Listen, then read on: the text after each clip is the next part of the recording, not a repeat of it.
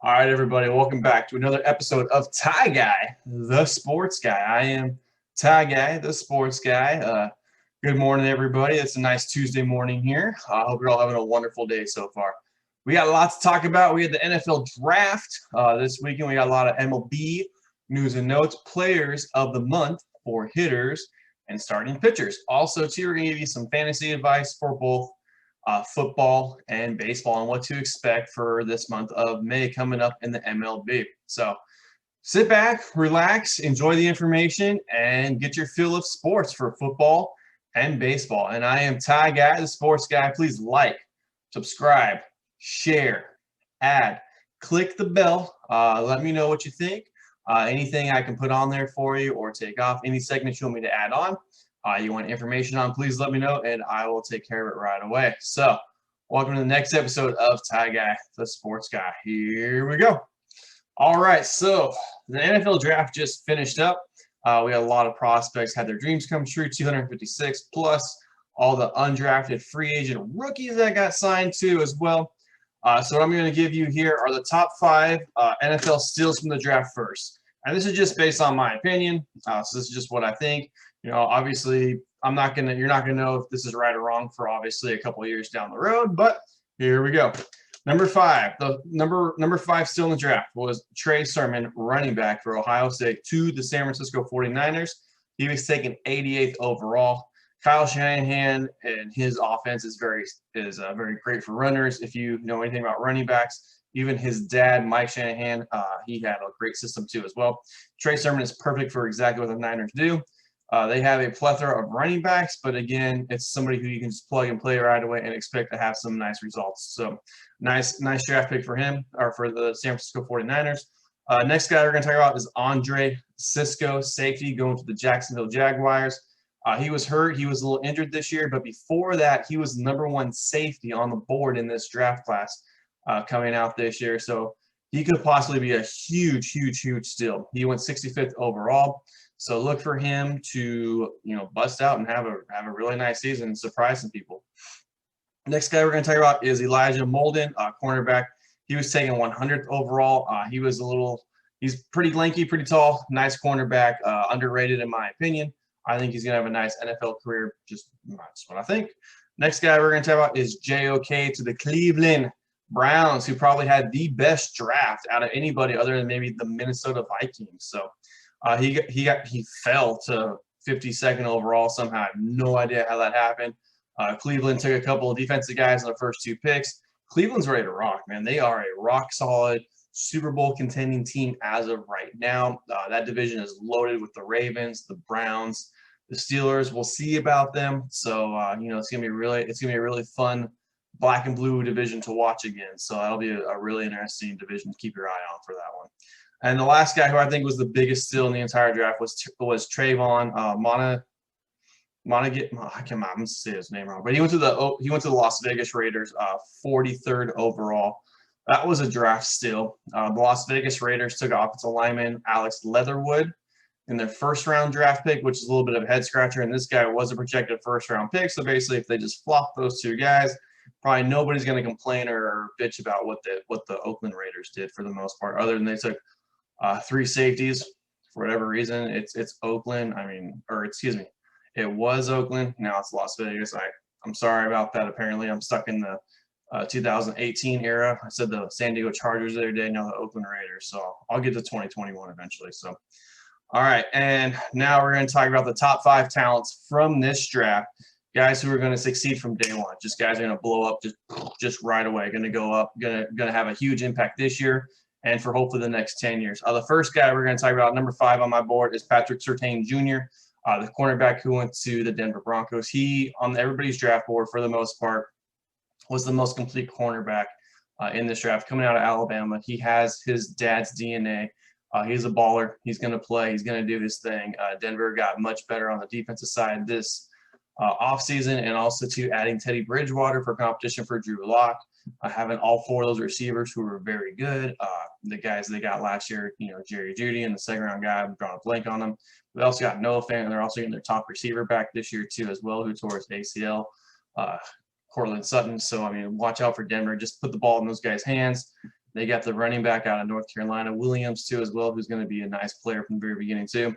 Add him with Melvin Gordon. So you got a Denver offense who, if they get a quarterback who can take care of the ball like Teddy Bridgewater, who can find the receivers, watch out. It's going to be a fun game to watch between them and the Kansas City Chiefs and the LA Chargers. I got it. I'm almost in 2021. So next guy's going to be a top 5 talent. I don't think this is a surprise to anybody. Penei Sewell, offensive tackle, to the Detroit Lions. I mean, the dude's a beast. He's a mauler. I mean, he's gonna. I don't know if he's gonna reset what the franchise is, but he's definitely gonna put the franchise in the right direction. New head coach Dan Campbell. They have a GM, Chris Spielman. Those guys are rough and tough. If you watched any of their film back in the day, those guys would hit you in the mouth, and they would smile about it, and then they would laugh. So they're drafting exactly what kind of football players they are. So Detroit's going to be mean, nasty. They're not going to be as talented as some of the other guys, but for fantasy purposes, if you have DeAndre Swift, that's going to be a huge, huge, huge plus for those guys. They're going to open up some holes. Detroit's going to have to lean on the running game more than anything else, since they don't have a whole lot of offensive weapons other than DeAndre Swift, who they got last year in the second round. So next guy I expect to have – now I said from day one, now this guy could be a day one guy. He's got the talent for it. He just needs a little bit more seasoning, I guess, from what people say. But I mean, I don't really know how you get more seasoning other than just get thrown in the fire and just rocking and rolling. But Trey Lance, in my opinion, he'll be a day one starter. San Francisco's saying all the right things right now. Jimmy G is going to be their dude. We'll see what happens. Trey Lance might come in and just absolutely just floor these guys with this talent and what he can do. He's going to add a running element that the Niners have never had with Jimmy G. With that and the Kyle Shanahan offense. They never really had it since Kyle Shanahan's been their coach. So now Trey Lance is going to have a whole new dimension on it. They're going to play 11-on-11 football. They're going to have to account for Trey Lance. He's a very instinctive runner. He's a very big body runner too as well for what they're doing. So now they add another monster, another head onto the monster in San Francisco. So, with the Rams doing what they did, the Seattle Seahawks not being as good on defense as they were last year probably. And then also who am I missing in the division? The Rams, the Niners, the Seahawks. The Cardinals. And what the Cardinals did too, they're a little sketchy on defense too as well. So the Niners got their quarterback of the future. That quarterback's in that division. If Trey Lance is anything decent or anything above average, that whole 4 quarterbacks in that West is unbelievable with Wilson, Murray, Trey Lance, and Matt Stafford. You got four quarterbacks who can absolutely unleash on defenses. So that'll be a fun 2021 season to watch.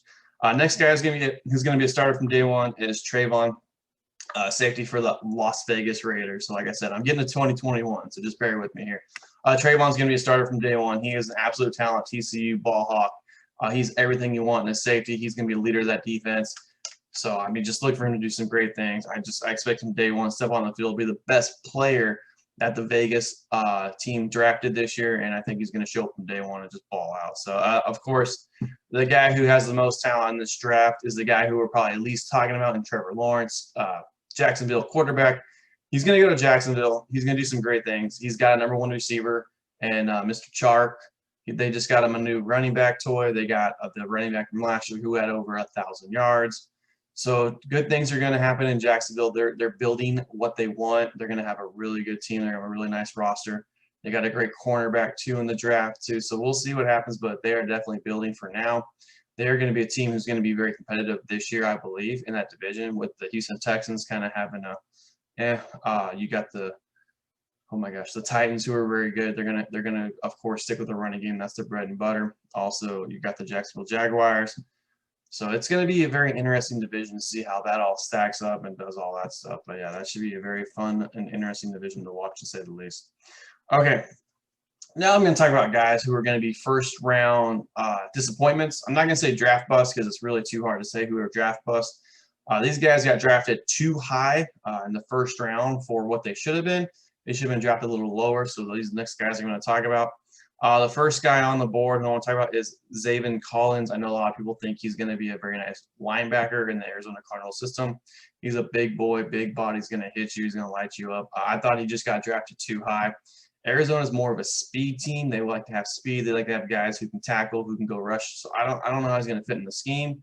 It took them a long time last year to figure out how their linebacker, their first-round pick from last year, fit in their system too as well. So we'll see how all that works out. Another guy who got drafted way too high, in my opinion, was Peyton Turner. He went to the New Orleans Saints, 28th overall. I think that was a reach. I think that was a grab. Nobody really knew who he was. Even the Saints players didn't really tweet out or text out or anything. Like they're like really not very happy with the pick. It seemed like only one person said anything. So we'll see about that one. And the guy who was drafted way too high, who could have been a second-round guy, third-round guy. We talked about him earlier. Alex Leatherwood, offensive tackle, going to the Las Vegas Raiders. He was just drafted way too high. It's just my opinion. I think he'll be good in the NFL. I just don't think he'll be 17th pick worthy. This is just what I think. So, but that is what it is. So, anyways, so with that being said, that is the part for the NFL. We just went over the draft a little bit. Top 5 guys and talent-wise, guys who should play right away. Biggest steals in the NFL draft, and also guys who got drafted way too high. So, but anyway, so that's the NFL. Now we're going to flip right over to the Major League Baseball season. So in the month of April, we've had a very, very nice month of April. It is now officially in the books. So we had a lot of news come out about all the different players of the month, hitters of the month, pitchers of the month, all that stuff. So the pitcher, I'm going to start with the AL first. So the AL pitcher of the month, starting pitcher, is Garrett Cole, which I don't think is a surprise to anybody. In April, he had 37 innings. He had 4 wins, 62 strikeouts. He had an ERA of 1.43. His WHIP was 0.72, and his Ks per 9 innings was 14.8. So he is everything the Yankees signed him up for last year with that huge contract, and plus some. So he is being the ace of the staff.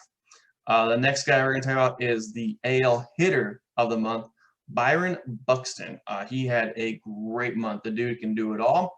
Once he's healthy, now he's healthy. Now he's showing exactly his worth and his value. So this month he had 16 runs. He had, 15 RBIs. He had 3 stolen bases. His batting average was .408. And he had an on-base plus slugging percentage of 1,286. And the dude also dropped 8 bombs. So he had a very nice April. If you do fantasy baseball, 8 bombs, 4 weeks in April, 2 bombs a week. So 16 runs, that was about 4 runs a week he averaged. So 15 RBIs, so he averaged about 4 RBIs a week. So and all in all, that dude had a great month. Crushed it. Minnesota, he's going to be the cog that's going to have that offense go, him and Nelly Cruz. So look for those 2 guys to absolutely just have a great year, as long as Byron Buxton can stay healthy and out of the trainer's room. So now we're going to flip to the NL. NL pitcher of the month is no surprise, Jacob deGrom. He is the best pitcher in baseball. This month in April, he had 35 innings. His ERA was .51. Yeah, that's low. His WHIP was .57. Again, that's low. He had 2 wins this month. He had 59 strikeouts in 35 innings. His Ks per 9 inning was 15.17. So he barely outdid Cole in that region. But again, I mean, those are just mind-boggling numbers. He's throwing 100 miles an hour, like, just with ease. The dude, everything he does is smooth and easy, and he's a dominant pitcher. He's the best pitcher in baseball, plain and simple. The NL hitter of the month was Ronald Acuna Jr. for Atlanta.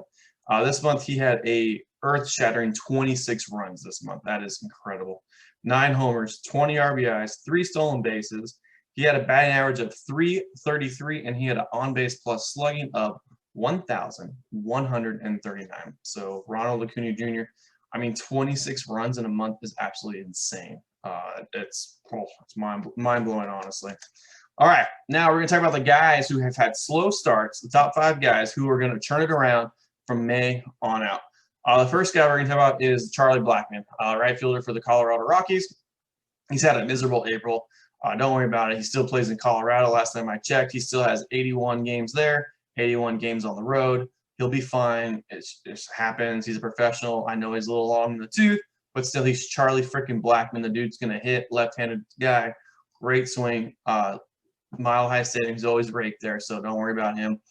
He's a buy low candidate, so if you want to just try to get him a deal, try to get him on your roster. Look for great things to happen the rest of the year. Now would be a great time to try and maybe lowball somebody, see if they take it. They might be frustrated with them, and they just might want to get rid of them. So it might be somebody you want to look at. Number 4, the guy who is struggling the most out of anybody. He just signed that huge contract with the New York Mets, 10 for $341. Francisco Lindor. He's pressing. Oh, it's so mental right now. It's crazy. His body's just not in tune at all. His lower half's not in tune with his upper half. He's swinging at pitches he shouldn't be swinging. He's taking pitches he should be taking. Right now at this time, he's just been struggling for over about a year, in my opinion. He'll find it. It's just something that he's just in a slump in right now. He'll figure it out. He'll watch tape. He'll get in the cages. He'll do extra work. But yeah, eventually he'll find it. It'll be all good. So just sit back, relax. If you're a Francisco Lindor owner, it'll come. If you're looking for somebody for a shortstop, if you're solid if you're like heavy outfield, heavy starting pitching, he might be a dude you might want to come in and try to swipe with, see if you can get a good deal for him. He's another buy low candidate, of course. It's Francisco Lindor. You look at his track record. He will be good at the end of the year. It's just obviously taking him a little bit more time than he wanted to this year to try to figure it out. Next guy we're going to talk about is Clint Frazier. Clint Frazier's had 2 home runs this week. The Yankees traded Mike Tauchman. Ever since that, Clint Frazier's gone on a little bit of a tear.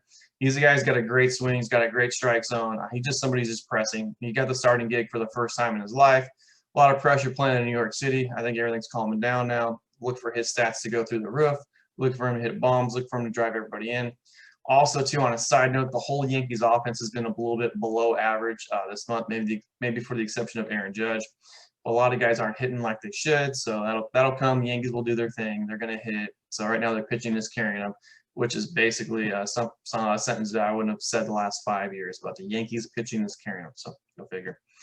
Next guy who is a very nice buy low candidate, he had a really nice game last night against the Texas Rangers, is Kenta Maeda.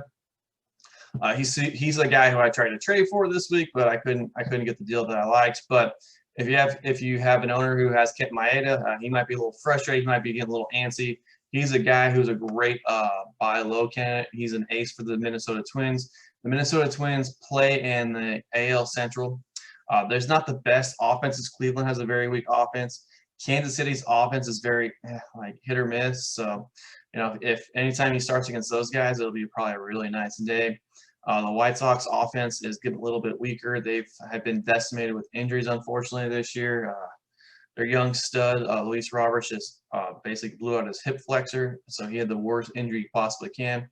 Very all-out Bo Jackson-like, so that's very scary. But man, I hope everything goes good for that young man. He's only 22, 23. He should recover fast. So hopefully he's back in no time playing the sport that he loves. So and they lost him and Elroy Jimenez. He tore his pec in the preseason. So it's just two young talents, fun to watch for the White Sox, out for the year. That hurts any ball club, but man, speedy recovery to those guys. I hope you get back to playing the game and the sport that you love. And as fans, we can watch you because we love watching you guys play the game. So that's why we watch. So the last guy who's got a really slow start, who's going to turn around, is Kyle Hendricks, the pitcher for the Chicago Cubs. Another ace. He's 1 start good, 1 start bad, 1 start good, 1 start bad. He'll figure it out. He's been an ace for a long time. He's basically a little baby Greg Maddux. He'll figure it out. He'll find it. He's just got to hit his spots every time. He's not going to overwhelm you. He's not going to blow you out of the water. Today he faces the Dodgers, which will be a great test. The Dodgers are a little undermanned right now with Cody Bellinger being out and a couple other guys too. So it'll be an interesting game to watch. But for the most part, I would just sit Kyle Hendricks today, see how he does. He's got another start later this week. If it's anybody except for maybe they're the top teams like the Dodgers or Minnesota Twins hitting wise, or maybe the Atlanta Braves, they can rake too as well. I think Kyle Hendricks is going to be a start from here on out. So, all right, and then guys to be on the lookout for, guys who I would pick up, or guys that are on your waiver wire to grab, just guys you want to keep an eye out for. The first guy I'm going to talk about is Shane McClanahan for Tampa Bay. The dude had a great 4 innings. He just got his first taste in the major leagues. Tampa Bay, I feel like they're a great team to always look at pitching prospects, because they just have arm after arm after arm after arm. These guys just breed pitchers. So, but whatever they're doing in Tampa, they're doing it the right way. Shane McClanahan. I think I said that completely wrong. Sorry. Shane McClanahan. I think that's how I said it. He's got a fastball of 101 miles an hour, and it tells. I mean, it's an easy 101. He's not trying to like overthrow it all. You can see it in his mechanics. And his slider's 92. I don't know if he's got a third pitch or if he's working on a third pitch. Kind of reminds me a little bit of Tyler Glass now, except for he's a lefty, but really easy, smooth mechanics. Throws really hard. If he develops a third pitch, oh man, he's gonna be just. I mean, I just think he's got the Tyler Glass now, just like projection, just it's just going to keep going up and up. And that's just for me seeing him for a couple of pitches for what I did see. But man, that guy's got a lot of arm talent, and the Rays know when to bring those guys up. Next guy I'm gonna keep an eye on for this week is Matt Beatty for the LA Dodgers. And the reason why I say this is because the Dodgers are decimated with injuries, but they have so many guys they can just literally bring up, and they're going to keep hitting, they're going to keep rolling, they're going to keep doing their thing. Matt Beatty's going to get a lot of playing time this week, so he had a great game on Sunday. He had 7 RBIs against the Milwaukee Brewers and a bomb. So I just shows you right there, he's got talent potential. Even if he's hitting like 6, 7, 8 in that lineup, he's still going to have guys in front of him with Turner, Mookie Betts, oh my God, I'm drawing a blank on there. Chris Taylor, and Max Muncy, just to name a few. They're going to have a lot of guys just keep rolling. Corey Seager too as well. But I mean, yeah, he's going to have guys on him. He's going to hit. He's going to drive guys in. So he's a nice guy to have to pick up this week. Another guy who I had my eye on who just got picked up in my league personally that I play in is Mike Tauchman. He just got traded from Yankees to the San Francisco Giants. The Giants are having a little bit of outfield issues with their injuries right now. So Mike Tauchman's the guy who's going to get a lot of playing time, even when the guys come back and they're at full strength. I expect Mike Tauchman to play a lot this year. He's got good power, good speed. Fantasy baseball-wise, he might be a 15-15 guy, stolen bases power, which is not a bad day in the office. Better than a lot of other outfielders out there. Very highly underrated. Some guy you might want to pick up this week if he's on your waiver wire. Next guy who I'm going to look out for, he's on the comeback trail, and this is why I'm saying it. Nate Pearson. If you don't own him, if he's on your waiver wire, go and pick him up. He should be coming back very soon to the Toronto Blue Jays. He's going to have immediate impact. They're going to put him in. He's going to throw 4 or 5 innings, whatever. He's going to have a pitch count for a little bit, but for whenever he comes back to the rest of the year, he will be good for the rest of the year. He will have an impact on your playoff roster too as well. As we know, the guy throws hard, so hard and harder. So if you can get him really low right now, he'd be a great guy to get in a trade because he's about to come back here in a couple of weeks. The last guy I'd be on the lookout for is Jarred Durant for Boston. And the reason why I say I'm not like the biggest prospect guy in the world, but the reason why I say it is because Boston has Franchy Cordero in their outfield who cannot hit. And also, I drew a blank on this guy. The right fielder, he played for San Diego 2 years ago, went to Boston. I'm totally drawing a blank on him. Right fielder, Hunter Renfroe. The dude, he can hit bombs, but he can't hit for average, and he's killing Boston. And Boston needs guys who are going to be more consistent. Right now, they have one of the best records in all of baseball. If they want to keep it that way, they need more production from their outfield. Alex Vertigo is doing great. He's having a wonderful April. He's going to keep it up. The dude's a professional hitter. They got him in the Mookie Betts deal, which has been the centerpiece of it. So look for Jarred Durant to be called up very, very soon, very shortly. I'd probably say June, like late May, June, because they need the offense. They need another stick in there.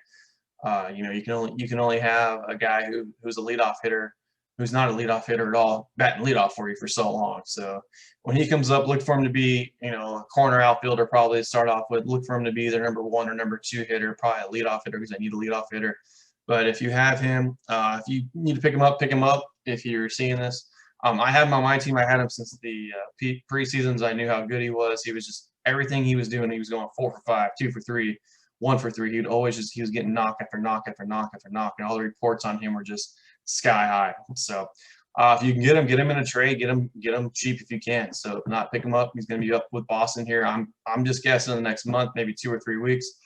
Once the minor league system starts and when he gets some at-bats in, and after that, probably 2 weeks after that, he'll probably be up rocking and rolling. So, all right, well, I'm Ty Guy, the sports guy, and I'm a sports nut. I love talking sports. I hope you all learned something. Hope you all taught you something. I hope, interaction be great. I hope you all like what I'm doing here. Please like, subscribe, add, share. Please let me know what you like, what you don't like, what you want to see, what you don't want to see. If you want more stats, more facts about something, more hitter stuff, pitcher stuff, more NFL stuff, depth charts, whatever, please let me know. I'm here for you. If you want me to do a deep dive into the minor league reports too about some of the higher prospects coming out and who you can expect and maybe some guys who are going to make impacts on this year. So that way, if you're doing your fantasy baseball and you need to make a run to the playoffs and help dominate your league, I'll be more than happy to do anything. Just please let me know. So we are in full swing now for fantasy baseball. Now that all the football picks are in, so we're going to get more and more depth in the fantasy football and how that's going to break down, especially because now we got the wide receivers in, we got the running backs in, we got the quarterbacks in. So just my personal opinion, I'm going to just kind of give you a sneak peek to a video later down the line. I think there's going to be a quarterback in Chicago who is going to have a stellar rookie year. I'm just going to call it now, rookie of the year. Just going to say it. Just going to say it. He was 11th pick overall. I'm just saying. I think he's going to have a rookie of the year season. So I don't think Andy Dalton's going to have one snap this year. So anyways, that'll be for a later episode, and that will all tie into football and the fantasy football world. So, all right, everybody, have a wonderful rest of your Tuesday. I am Ty Guy, the sports guy. Click, like, add, subscribe. Click, like, add, subscribe. Click, like, add, subscribe. So I'm here for you. Please tell everybody about me. I just started, so lots of great sports information up here. Got plenty of stuff to tell you. All right, and everybody have a wonderful rest of your Tuesday. All right, take care. Bye.